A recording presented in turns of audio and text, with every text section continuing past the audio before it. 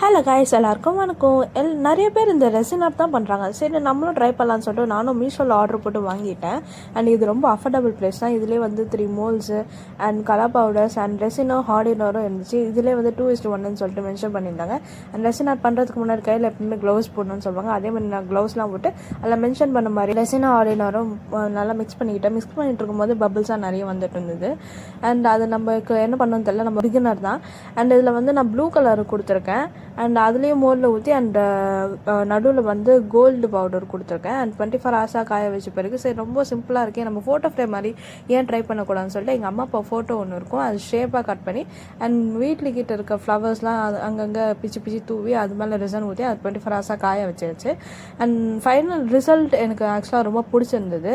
And இது first time தான் நான் ட்ரை பண்ணுறேன். இதில் ஏதாவது மிஸ்டேக் இருந்தால் சொல்லுங்கள். அண்ட் இது டாட் மண்டாலுக்கும் நான் யூஸ் பண்ணியிருக்கேன். நான் பண்ண மிஸ்டேக் என்னென்னு பார்த்தீங்கன்னா, டஸ்ட்டு படியை விட்டுட்டேன். அண்ட் ரெசின் ஆர்ட் வச்சு வேறு என்னென்னலாம் பண்ணலான்னு சொல்லிட்டு கமெண்ட்டில் சொல்லுங்கள். பாய்.